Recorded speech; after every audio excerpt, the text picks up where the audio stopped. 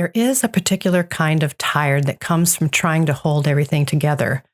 Not just busy, but inwardly stressed and hurried.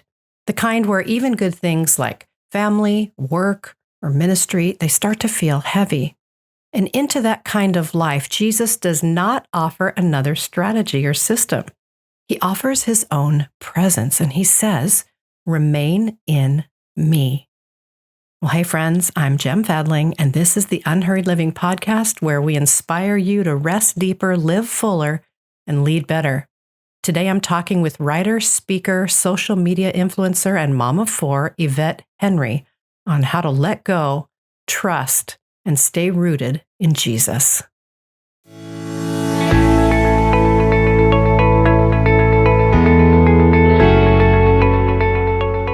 My guest today is Yvette Henry. Yvette is a dynamic writer, speaker, social media influencer, and mom to four children. Alongside her husband, Glenn, she co-hosts the hit podcast, How Married Are You? And a thriving YouTube channel that has more than 1 million followers. She uses her platform to connect and encourage women through honest conversations about life's challenges. Yvette has released a book entitled Release, Rest, Remain, a 30-day journey for busy women who are longing for peace and joy in the middle of life's chaos. Rooted in Jesus' word from John 15, this book gently calls us away from striving and back into abiding, learning how to release what we were never meant to carry, rest in God's presence, and remain grounded in his love. I'm really looking forward to this conversation about slowing down, letting go, and discovering the kind of spiritual fruit that grows not from effort, but from connection. Well, Yvette, thank you so much for joining me here today, and welcome to the Unhurried Living Podcast. Thanks for having me. Yeah, well, as I mentioned to you off camera, your publicist sent us a note, and as soon as I saw the title of your book and I realized that it was about John 15, I absolutely knew that I needed to talk to you. Because John 15 has been a very important chapter and message since I was in my 20s. So wow. 35 years at least, I've, especially the phrase, apart from me, you can do nothing. Yeah. So I'm wondering, why is this passage important to you? How has it shaped you over time? So, man, I've encountered the passage a couple of times. Back in 2021, I meandered. I don't even know if the meander is the right word, but in 2021, my sister-in-law passed away. And thank you.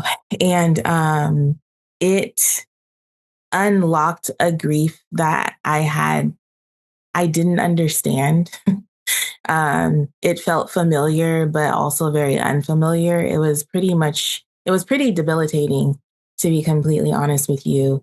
And I realized that it wasn't just her passing. It was a grief that I could no longer contain, if that makes sense.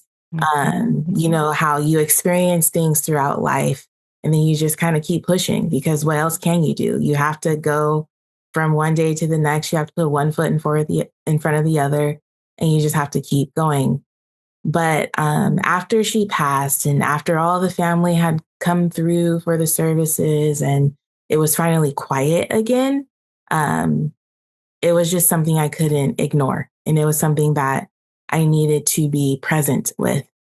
And I remember standing at my kitchen sink, looking out the window, thinking I can't continue as I've been continuing in ignoring this grief. Now, mind you, this is my husband's sister. And so the grief that he was experiencing was something way different and much more personal than what I was experiencing myself. But my husband was gracious enough to allow me to go to a therapy intensive. It was with a Christian therapist, and it was a silence and solitude type experience. Yeah. And so I was gone for 3 weeks. Literally, when you go there, you give him your cell phone. He gives you a little old school flip phone for emergencies. that has his phone number programmed into it. And you kind of stay in what I'm going to call a cabin, for the lack of better terms. And I remember feeling this heaviness about going. I remember feeling guilty about going. My husband had just lost his sister. We had 4 kids at home.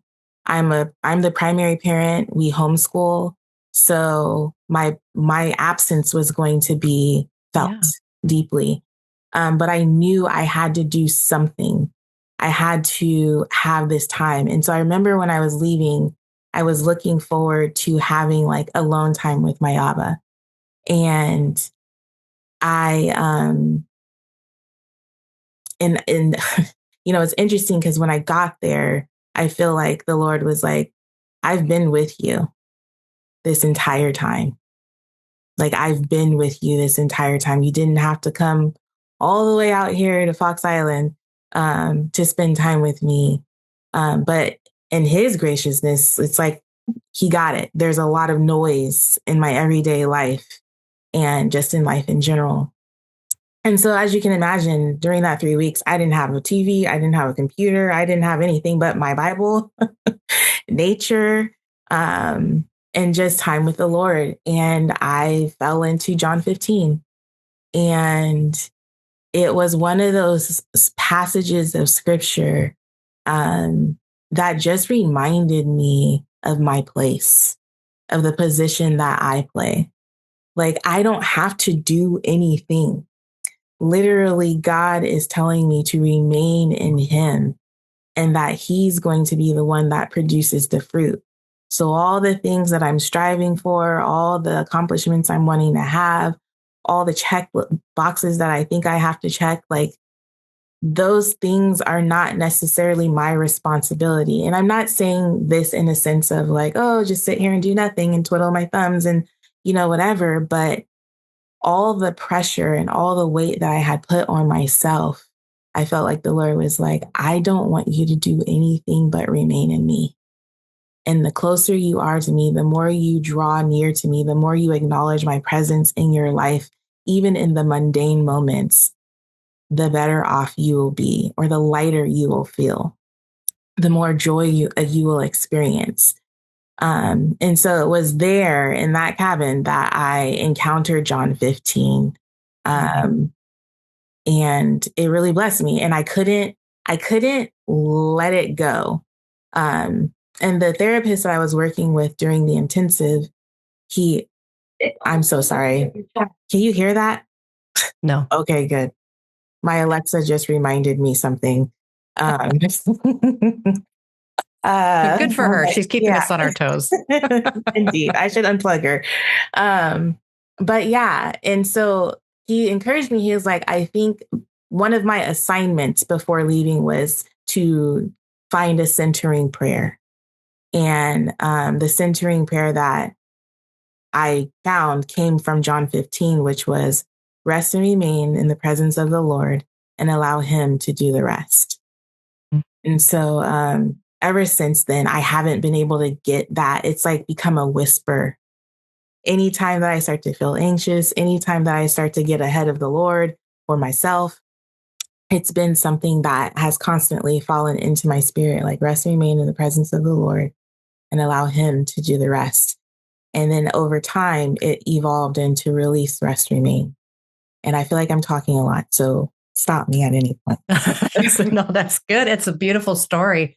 It makes so much sense for sure. And that invitation to step into that whenever you sort of notice yourself in a different mode, one that you don't want to be in, or it's unhelpful or whatever, to have a place to return to sounds very inviting. Yeah. So good. For me recently, obviously I have John 15, which comes back so often, remain, abide, whatever translation you have.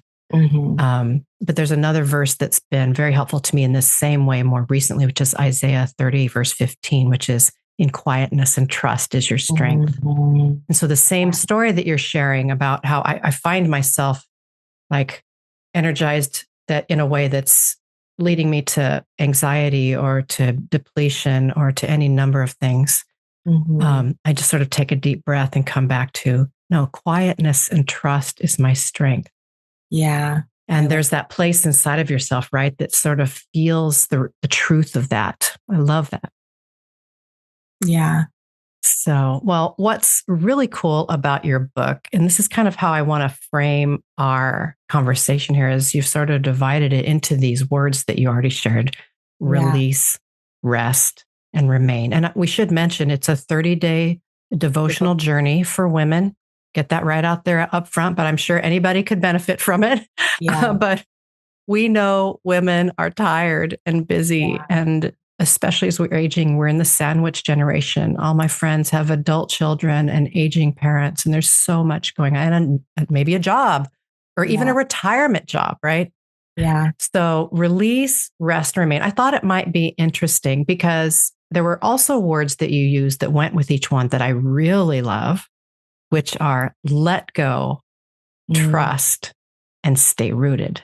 Yes. So beautiful. So I'm wondering, I'd love to circle around each one sort of in turn and just start with the idea of release. Let's talk about, what does that even mean? The phrase that you used was let go of control, fear, and expectations to embrace the true vine. Yeah. So, yeah. So when I came back from my intensive, I acknowledged that I had experienced this mountaintop experience, right? It's like I had this awesome time with the Lord, life-changing even time with the Lord. And then I came back home and no one else had experienced that. And so I was trying to carry with me that like peace and I don't know. It was a sacred time. I was trying to carry that with me home. But when I got home, my 4 kids didn't care what I had just experienced. They were just happy to have their mom back and get back into our old shenanigans. My husband hadn't fully experienced it. And my conversation was changing. My mindset was changing. There was a lot of things that were changing. And I realized that I was trying to, I don't know, bring everybody along with me, or like help them understand what I had just experienced and like how I was trying to move forward. It says I raised my hand, sorry. And so, yeah. And so from that, I came the word release, you know, it was one of those things where it's like, yeah, like, you know, that you're called to rest and remain in the presence of the Lord. But in order to do that, you're going to have to release some things. You're going to have to release control. You're going to have to release expectations. You're going to have to release standards that you're setting for other people. Your grip has to be loosened. And in that, I feel like that, the Lord, and I feel like this is an analogy that so many of us have experienced or seen in the Christian faith, but it's like when your grip is released, yes, things can be taken from it, but also there's room for the Lord to put things in it that are your responsibility and what you're called to. And so I realized that I had to let go. I had to. And the other thing about it is that, like, when you're like this, it's not a restful position. But when you release your grip, then there's less tension, and the muscles in your body, like physically, the muscles in your body, but even emotionally and spiritually, things just begin to relax. And you begin to understand that what's for you is for you and what's not is not. You know what I mean? Yes. And so I also like to envision like my hands just kind of resting in the palm of the Lord's hands, you know, like whatever I'm carrying, he's carrying as well, or if not altogether. And so that is where release came from. It was like, I knew that I had to rest and remain in him, but I was still trying to control things. And so rest, I realized, I'm going to give you an analogy. And I think I shared this in one of the devotions.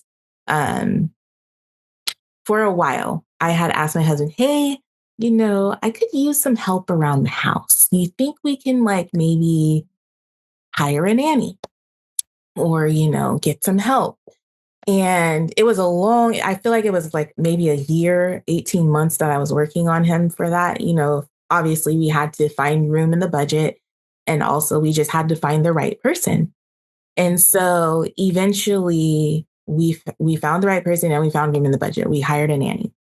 And then it was like she was there, but I wasn't willing to let go of things, Like Yeah. it was like she was an extra adult body. And like I minimally trusted her with some things, but other things I was like, no, I got it. And eventually my husband and I had to have like a come to Jesus talk, like, okay, so are you going to let this girl do her job, or are you going to still try to control? Like the whole idea was for her to release you of some duties and, whatever. And I realized that it was a trust issue. I realized that I trusted myself with certain tasks. I knew how I wanted them done, all the things. But as she began to build, so the beautiful thing about her, and I've never found anyone as great as her since. But the beautiful thing about her is she began to take initiative, and she began to prove to me that like she could handle certain things. She she had this really beautiful ability to like be steps ahead of me so that like things were getting done. I would find myself, I'm about to do this and it's already done. And I'm like, oh, okay. I can trust her. Like she's very observant. She has picked up on how I like things. She's doing a good job. And so when I was able to trust her, I was able to relax or rest in a way that allowed me to release some responsibilities. So I felt like, so even the same is true with the Lord. I feel like sometimes when we allow ourselves to truly acknowledge who he is, who his word says he is, who we've experienced him to be, and you know what I mean? Like, I feel like that when we really take time to sit with that and acknowledge it, we realize, oh, this is someone I can trust. Like I can trust him with this. And from that, we can rest. We can remain. And so that's how we get into remain. I feel like once you know you can trust the Lord, then you're fully able to rest. You're really able to have that posture of rest. And then the important thing is once you found that, you have to remain there. And the only way we remain there is by studying his word, by seeking him in the little things. I feel like when you are in the word of God, you get to know his voice. You get to know his character.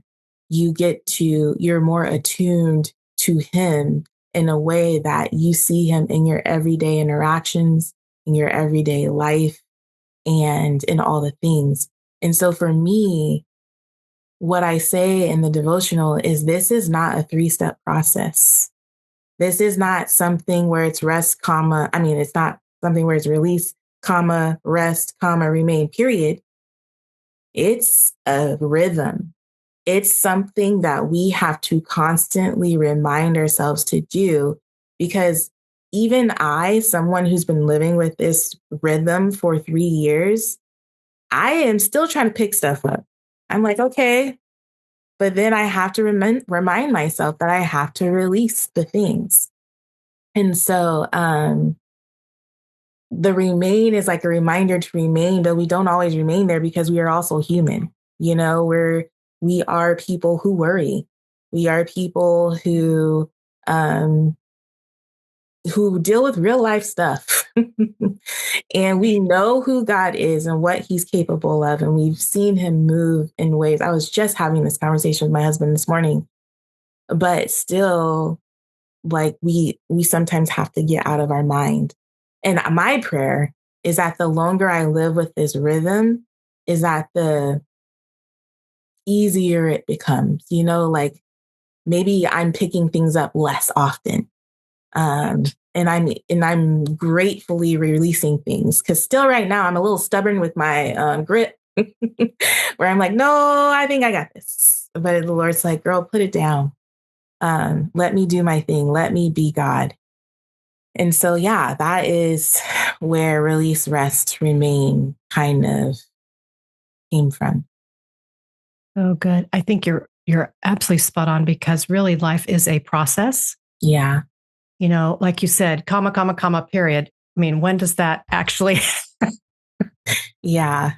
happen? I mean, because life is real. Other people do things. Circumstances are not always just lining up the way I want them. And letting go is just going to keep happening as far as I can tell. Yeah. And I want to circle back to go back to release again. You know, for some women, just thinking about people who are listening right this minute, and some are listening and they're accustomed to releasing and they have a rhythm of that maybe going, but some maybe don't yet, or it's harder or newer for them. What would you say to the person who maybe wants to let go, but they haven't really found their way to the first few steps of that? What would that look like for them?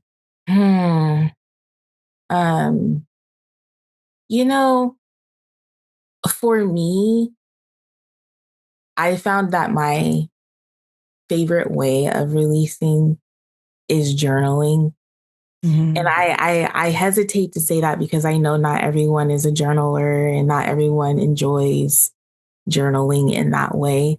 But sometimes when I just write things out, it's very freeing, you know, and you get to see it differently too.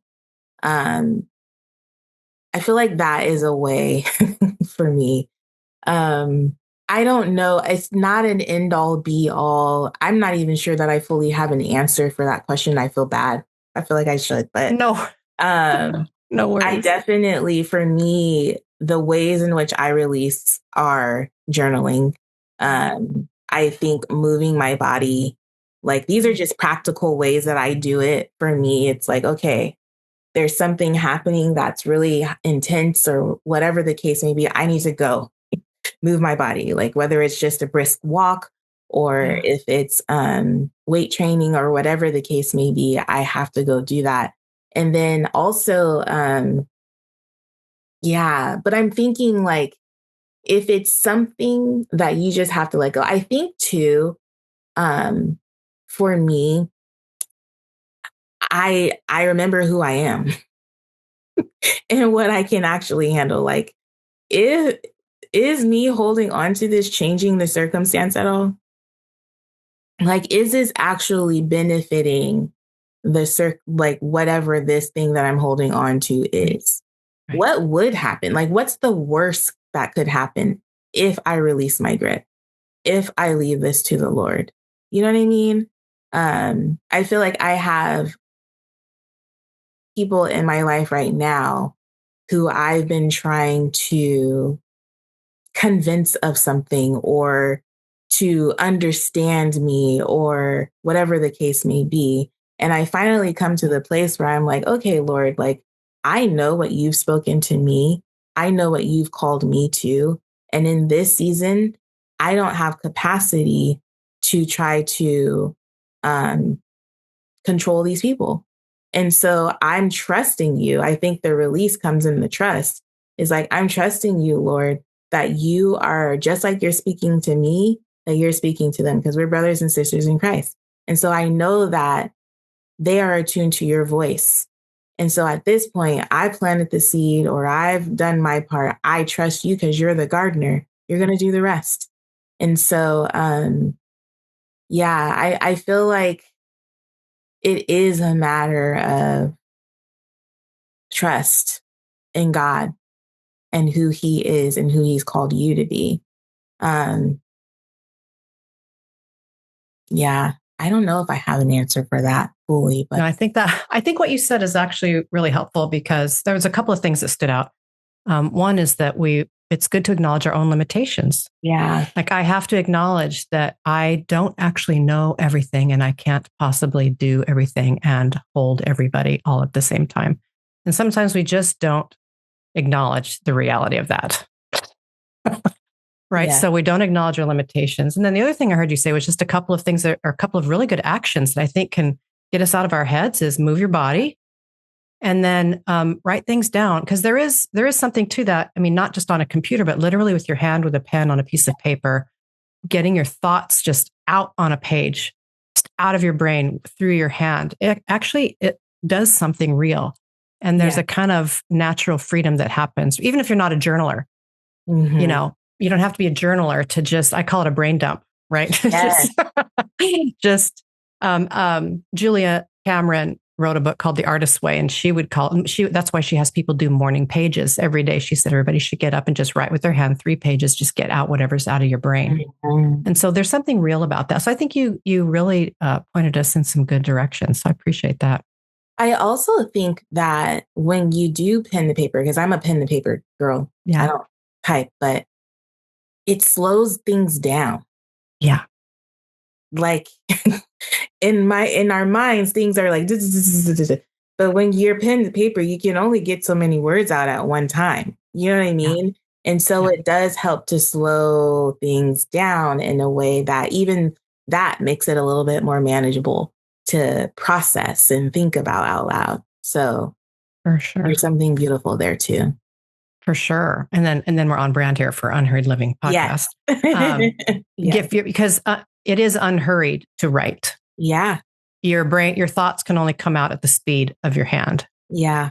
And that's a different pace. Yes. And so in its own way, it could slow you. So I think you really did give some good ideas there. So thank you.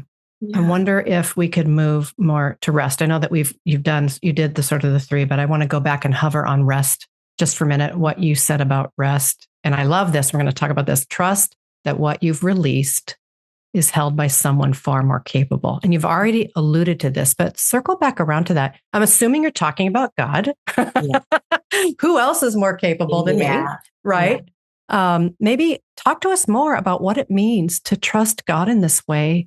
Because a lot of people listening believe in God, walk with God for decades. Mm-hmm. And yet we still have this sort of way in which we don't trust, or we forget to trust, or we don't, we think we need to do something too. So maybe how could we lean more into embracing God's abilities and allowing that to give us some freedom? So, I like to think of it as keeping receipts, which is another reason that I love journaling, because I think sometimes we forget. And it's really important because it's like you've gotten this far in life, right? The Lord has never failed you yet. And a lot of times, even if you feel like, because there are things like my sister-in-law passing away, like, why would he take her? Why would he take her? She's 35 years old. She's married, got 4 kids. Like, why her? And I still don't fully understand that. But I do trust and believe that God knows what he's doing. And even in the circumstances following her passing for her husband and her children, like, he has shown up in ways that I'm like, wow, Lord, only you, like only you. And so for me, I like to think about seasons past and how, like, for example, he has just been a provider when he shouldn't have. There was a time, I think I may have shared this story in the devotional. There was a time when I was a full-time teacher, and my husband was the stay-at-home primary parent. And at the time we had 2 boys, and then I got pregnant. And I got pregnant with my daughter. And anyone who knows me, I have always wanted a little girl. And so during that year of teaching, of being pregnant with my daughter, coming home to my husband, having, like, the boys seemed like they had a blast with my husband, and he was getting all this quality time with them. And I was experiencing this tension of, like, I really enjoy my career, but also like I want to be home with my kids. And this is my girl. I don't want my husband to raise my girl, even though, of course, it's a partnership and we're doing it together. And so I kind of like while I was on maternity leave, was like, I'm not going back to work. I just quit. I just quit my job. That was stupid. It was dumb. It was not a wise decision. It was something that I did in and of my own flesh. It was something that I made, a decision that I made that was selfish, to my husband and to my kids, like it was not a wise decision. And I look back on that season, and the beautiful thing about it is I made a mistake. I made a misstep, but the Lord still provided. He still provided. And so, like, we never missed rent. I think at that time we actually had a mortgage. We never missed our mortgage. He kept us, health wise, because our insurance was gone. My husband was an entrepreneur. And so he was making money, but he wasn't making a lot of money. He hadn't established his career in a way that, had any kind of confidence for me to quit my job. Like, I don't know what I was thinking. It was like a bizarre, probably one of the most irresponsible decisions I've made in my life, like, to be completely transparent. But the Lord provided, and he kept us, my husband and I, because that could have been, and it was actually a huge issue in our marriage of trust. It broke the trust that he had in me and all kinds of things. But in that decision, I've seen the Lord show up to provide, to redeem, to restore. And I know him to be that person in my life, that kind of father, that kind of, like, showing me that kind of love. And so for me, when I think about resting in the Lord and trusting him, I'm like, we have to keep receipts. Like, we just have to. And even if you're not writing the receipts down, I think if you can just think back on seasons of life that you've walked through and remember how the Lord carried you through those seasons that you didn't think you were going to make it through and where you are now, like, it's just very comforting. It's comforting in a way that you can just snuggle up and rest in the Lord and trust that he's got you. Like, he's got you, even when you sabotage the situation, or whatever path he's got you on. And so, yeah, that for me is a lot of times where my trust comes from. I also think, like, being in community with other people and seeing the Lord work miracles in their lives is a beautiful thing. We have so many friends and family who God has just shown up and shown out in a way that has blessed us. And it's like, if he did it for them, then I know he can do it for me. And so, and the Bible is full of stories of that as well. And so I feel like that for me is how the trust is restored, even in moments where I'm like, I don't know, Lord, I don't see how you got this. Just thinking back and seeing, all the things that he's already worked out, there's just this confidence that comes. Yeah, for sure. Well, I think you're giving us an invitation to all the beautiful R words, where we've got rest and release, and now we've got receipts. And I think the idea of receipts is also just the biblical term of remember. Yes. I mean, isn't that what you're saying? Remember, even if you said, even if you're not writing it down, you can remember. Yeah. You just remember how you've seen God work in your life. And I call those marker moments. I don't know exactly why, but I think it has something to do with Abraham making altars. I always thought of those as markers along the way for him. And just keeping a stash in your brain of all those marker moments where God really did what God does. Show his faithfulness, and then bringing those up when you need them. Yeah. So, and from what you're saying, what you're encouraging us in is that can lead to a kind of rest because we've let go, and now we just go, oh, maybe I could lower my shoulders for a minute, right? Yeah. Because God's got this. If that's the catchphrase, right? God's got this. Well, but I think the thing too that comes to mind is like when you do remember, when you have those moments, like for me, I look back and I'm like, that was nothing but the Lord. You know what I mean? Like it was nothing, it was no one but God. right. And when you realize that you didn't have anything to do with it, then you're like, what am I stressing about now? You know what I mean? Like he really is just calling me to remain in him, to abide in him. And so, yeah, I think the remembering part is really important because it's like, yeah, I didn't do it before. It was him. It was him. It was him through me. It was him alone. It was him. For sure. Well, we've got one more word, remain. And with that one, you said, stay rooted in the one who invites you to lay down your burdens. Yeah. So we're saying it's a remain, it's abide. You could use the word stay, stay rooted.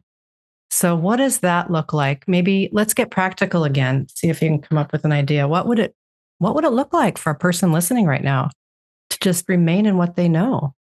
Yeah. So I think we are living in a time where our attention is currency, and everyone's vying for it. Everyone's vying for it. And we aren't even treating it as valuable as it is. Like we just so flippantly give it away sometimes. We wake up in the morning, our alarm sounds off on our phone. We pick up our phone to turn off the alarm. And then before you know it, we're scrolling whatever social media app or news app or YouTube or whatever the case may be. And so for me, I've really been trying to avoid that first thing in the morning is like, and I'm not perfect at this, so please hear me when I say this, but is to like, I am like, okay, Lord, I'm committed to spending time with you before I start going on my phone, and oftentimes, it's the beginning of the year. So we're all starting our new rhythm. So currently my rhythm is to wake up, I go for a walk, I listen to worship music, or sometimes I'll listen to like a podcast, like Unhurried Living for, just some encouragement. And then I'll come home, I'll do my devotional, I'll shop. Like by the time you know it, I've prolonged even having time to scroll. And then by the time I'm done getting ready for the day, it's time to start homeschooling my kids. So, like things like that, just kind of doing that. We started with our children, for Advent, we started doing like, an Advent Bible study every night. And it actually was so beautiful. And it was like, I loved how my kids were like, oh, it's time for, isn't it time for us to do our Advent? And so my husband and I were like, let's keep this going. Like, let's just do a Bible study every night. So after Christmas, ever since we've been doing a Bible study every night. And so I feel like sometimes when we invite the people who we do life with regularly into that, it helps us to remain as a family. And then in that, the conversation shift, like you have your children. Well, I'm a mom of younger children. My oldest is 12 and my youngest is 6. So like you start to hear them having their own conversations and then you can chime in on that. Like it's just a beautiful thing that happens. What are some other ways to remain? I feel like for me, worship music is huge. I I often tell my kids are huge fans of Christian hip hop, which is fine, but it's a lot of beats and like, things. So sometimes I'm like, okay, guys, we're going to turn on mom's worship music. And I even just feel a difference in my home when that comes on, it slows us down. It like the lyrics. Last night I walked into my daughter's room and she was listening to worship music. She's 8, like, I'm like, oh, it was beautiful. She was just sitting in her room in her bed, doodling and listening to worship music. And so I feel like when you set the tone for your home, it just invites the Holy Spirit to reside. He's already here, but you can feel his presence a lot more. And I think for me, when I was talking to you about when I went away, that's the part that was missing, is that I couldn't feel his presence like I needed to feel it. I had a relationship with God, but I was not abiding in him. I was not fully present with his word. I was not praying. I was familiar. I was associated, but I wasn't abiding. And so I feel like that is a huge message that I got from my time away. I also think, because I have also been one of those people, like, I'm driving and I'm praying for someone, or I'm standing at the kitchen sink and I'm praying for someone. But recently I started like going on my knees and like praying in that posture. And there's just something about it that focuses your attention. My dad used to do that when we were kids. We would all like get on the couch, or not get on, but we would kneel in front of the couch and we would just pray as a family. And I've gotten away from that, but I feel like, I don't know, someone else shared doing that. And then I was like, oh, let me try this. And I did it. And there's something very special about that posture when praying, that focuses your attention and that just makes you fully present there. Yeah. But I think those are some of the main ways that I do. Yeah. Well, what you're describing is just there are many ways to connect with God. Yeah. And you've listed some that are important and meaningful to you, but I'm imagining those that are listening know at least one or two ways for them that are really meaningful. And sometimes it's just a matter of making some time to connect in the ways we know works for us. Sometimes we get caught up in trying to do whatever it is we're, quote unquote, supposed to do. But there are some ways where people just know they feel like turning on a worship song or getting on their knees, as you described. Do that, right? Yeah. Just do it and allow yourself. And so if we go back to even just the beginning of this conversation, I'm struck by this because you felt a deep, deep need for something, right? Because of your grief, the way it came upon you in that way. And you had this beautiful connection with God, and you found your place kind of afresh in him. Mm-hmm. And you had the blessed gift of, not everybody has 3 weeks, but more people could. It's just, you guys made it work, right? You had kids, you had life. So you made some choices to go into this place because the need was there. I think sometimes, especially for women, we don't allow ourselves to sense the gravity of the need and then to seek the support we need. And so even just pulling that out from your story, I think is important for us to talk about, don't you think? Yes. Oh my gosh. I just got,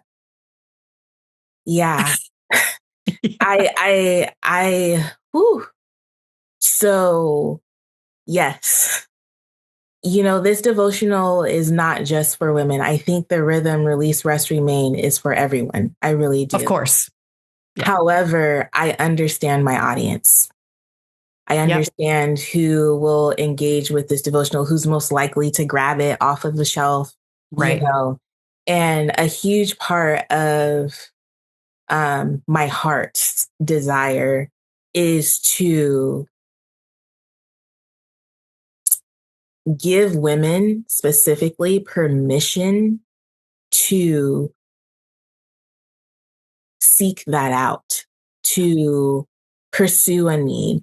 So back in what year? We were in 2026. That's crazy. Okay. So at the beginning of 2024, I hosted a mom's retreat, and it was called Unplugged. And I did that because I knew, for me, well, as a stay-at-home mom, so I feel like I'm all over the place, but I feel like I have an advantage because my husband was a stay-at-home parent prior to me becoming a stay-at-home parent. So there's some things that he understands about my experience as a stay-at-home parent that other spouses who are married to someone who's a primary parent at home may not understand. And so one of the things that my husband has always been gracious about is like, hey, you need a weekend away, like book an Airbnb, go spend some time with yourself. And usually during those times is when I am in nature, I'm seeking the Lord. I'm like praying.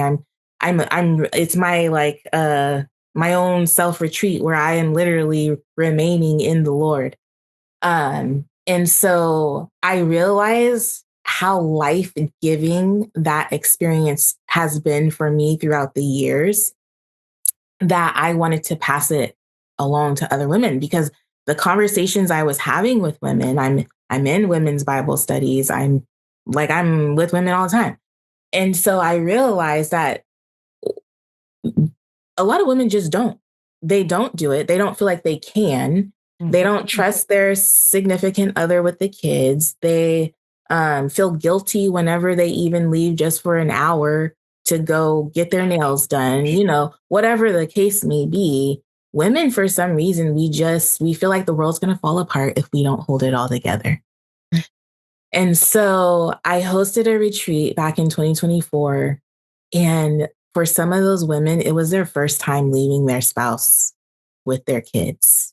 Wow. And they had a blast. And since then, we still have a group text. They are still leaving their spouses every once in a while, you know, with the kids to go take some time for themselves, you know? And for me, it spoke volumes. The women afterwards, after the retreat, were like, yeah, things weren't quite as I had left them, or he didn't do things like I wanted him to do it, but I don't regret leaving. You know, like I don't regret leaving. I needed that time just to sit and exist and spend time with the Lord and seek his voice and hear his voice and whatever the case may be, or even just to breathe, you know, like to be untouched for a little bit. And so, I don't know. I think you're right. I don't think that women allow themselves to do that. And I think it's because we can't release our grip. Right. We really do think that the world would fall apart if we don't hold on tighter or like do all the things. And that might be true. I'm just kidding. If it's not done my way, then it can't be right? The truth is we're all living very similar lives. I'm thinking about you. You said you have adult children. Is that right? Mm-hmm. Yep. And my oldest will be turning 13 next month. And I'm starting to notice, you know, independence happening. And even with my younger kids, I'm like, oh, they're starting to need me less. I mean, I still feel like they need me, but the ways in which they need me are different. And so there's something that's happening in me that's like, oh, like, okay, I'm like, what do I do with myself? You know? And it's a beautiful thing to be able to observe, but it's also like, whoa, I got to let go. Because if I let go now while they're under my roof and they can make some mistakes and stumble a little bit, then that's better than them being out in the world making these mistakes and stumbling. And so it's a different kind of, my grip is still, it's still somewhat, you know, it's a loose grip. Yeah. But I do understand that these are God's children that he has put in my care. And so I trust him. I trust that he knew what he was doing when he chose my womb to form these children. And that he is like, I feel like there are definitely things I can do to make things challenging for them. But I do believe that whatever the Lord has for them, it's for them. And that I can't mess that up. You know what I mean? And so I just trust that he's going to carry them to whatever calling he has on their life, whatever his purpose is for their lives, it's going to be fulfilled regardless of what I do. But yeah, women, we definitely we struggle a lot with the whole release thing. It is an ongoing process. I have 3 grown sons. They're 27, 30, and 33. Yeah. And I still let go. Yeah. Because I realize, they're men. They're off on their own, doing their own thing. And yet, they're still my boys. Yeah. And I carry them in my heart every day. Yeah. And we have a different relationship now, which is wonderful. But there are always opportunities to just continue to open your hands and release and watch. It's a different conversation at this point. Yeah. But yeah, I do think that we could all give ourselves more permission to do the things that are necessary. The whole thing about important but not urgent, or urgent but not, that whole conversation, urgent but not important. A lot of times we let the important slide because the urgent is so loud in our heads. But I hear you describing that we could make the choice, like those women did, to get away. And then they were like, oh, this is good. I'm doing that again. Yeah. Right? Get away. It said Jesus often withdrew to lonely places to pray. Right in the midst of all the things he was doing, there are these sentences just thrown into the Gospels. But Jesus often withdrew to lonely places. Yeah. He was listening to the Father. He was finding out who he was and what he was to do and say. Yeah. And we need no less than that for ourselves and the lives that God has called us to. So anyway, well, Yvette, thank you. We could talk a long time. I didn't realize how long we'd already been talking. This was so good. I didn't either. Thank you. Thank you for hanging in there and for giving us just some practical wisdom and for this book. Again, the book, remind me of the title. I left it over on my shelf. Is this the title, the 3 words? Yes, it's Release, Rest, Remain. That's right. Oh, it's right behind you. Look if you're watching on YouTube, it's right there. Release, rest, and remain. 3 are verbs that are really good for our lives. So thank you so much. It was wonderful to connect with you. Thank you. Thank you for having me. It's nice to meet you. Yeah. Thank you for joining me on the Unhurried Living Podcast. You can download free resources and learn more about us at unhurriedliving.com. And please subscribe and share this podcast with your friends and colleagues. We'd also like to thank our partner, Life Audio. Check out their other faith-centered podcasts at lifeaudio.com. Blessings to you as you make your way.